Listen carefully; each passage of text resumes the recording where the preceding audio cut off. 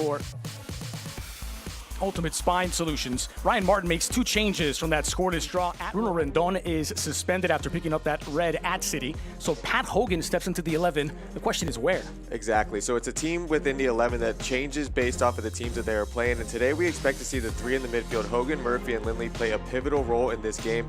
Look for them to clog the middle passing lanes, making the counterattacking options difficult for the Loudoun team. And then when you're talking about the players out wide with Quinn and Blake, look for them to be making overlapping runs out wide, whipping balls into the box for the forwards, William and Foster. Well, final checks for the head official tonight. It's Atahan Yaya with the cards and the whistle. Tom Felice and Zach McWhorter will run the lines, while Armin Bekan is the 4th official.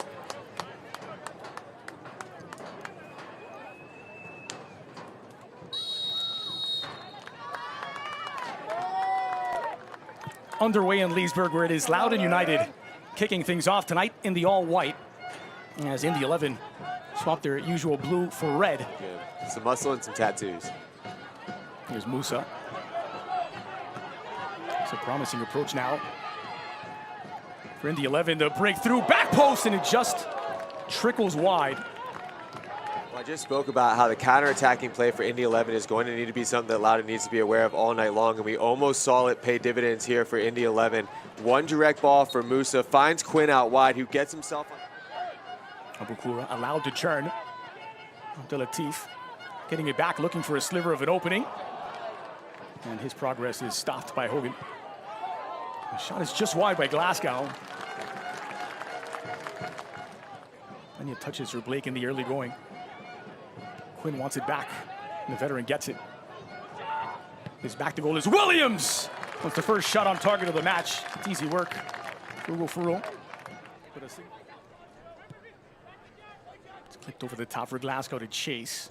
Blake got there. Abukura's shot! Well, it kissed the underside of the crossbar and somehow stayed out. Where the ball bounces on him, he has the opportunity, picks his head up one time, an absolute rocket. Just missing it underneath the cross. It's a neat touch to settle.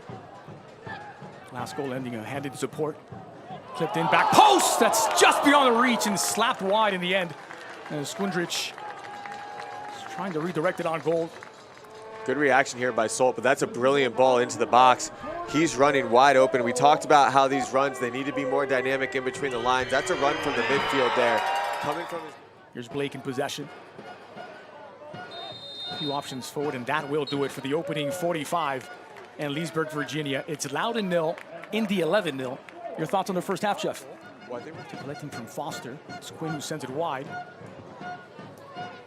Blake looking for an opening. Williams. Foster allowed to churn, and that ball is parried wide by Furro. Keeper Furro. When we look at these tight opportunities, Foster doing a good job turning. It's that toe poke. That is so difficult as a goalkeeper, and pushing it to that near post. Great save from the goalkeeper, and a tricky play there from the forward. 5 minutes gone in this second half. Near post delivery. It's loose. Musa and slides in. Musa's header knocked down. Furro couldn't deal with it, and it trickles into the back of the net.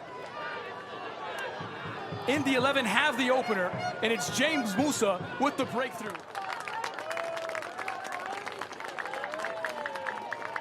So a couple of changes for Loudoun, as Kimi, who made his debut last week, and set to make his second substitute appearance in place of Omari Glasgow. While Zach Ryan will slot in at center forward, replacing Riley Bidois.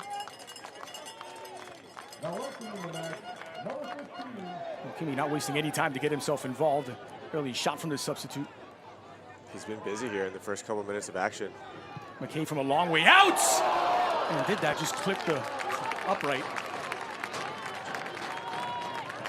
Tested goalkeeper from range. This time he takes it. And that ball had eyes for that far post.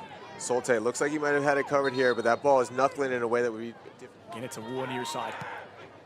McCabe over the top for Valo, running onto it. The early cross, and snapped out of the air by Solt. Sent back in by McCabe. Valo near side. To the heart of the area. Abukura's there! And he's pulled him level. Off the bench, it's Kimi with his first goal for his new club. His second appearance off the bench. And just moments after coming in, Archimedes Ordonez has leveled it for the hosts. Boy, has he made his presence known. Well, I was just talking about the difference of the two. Substitutions are brought to you by Segra. And Elvis Amo also checking in. He'll replace Romario Williams in attack.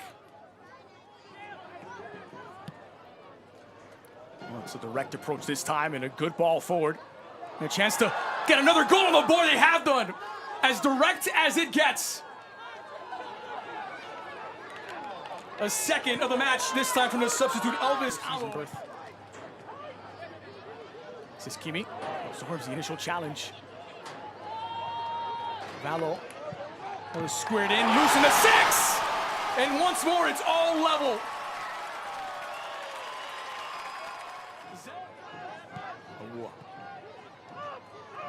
Touch to settle by Kimi. Awua has Abukura and finds him. Awua continuing his run. Back into the heart of the area. Kimi's denied. Second effort won't be denied. 2 goals off the bench for the Guatemalan newcomer. And Loudoun, for the first time in this match, find themselves in front. Second half, creating opportunities. It's that initial save from Solt. He's able to get his body behind it, but he sticks with the ball, and Ordonez is able to find the back of the net again. But this entire second half, he's been having joy down this left side, getting himself in behind towards that byline, getting crosses inside of the box. Loudoun looking to play it safe. And there's the final whistle. The drought is over. Their first win since the middle of June as Loudoun United get help from the substitutes. A couple of goals off the bench from Kimi, another from Zach Ryan.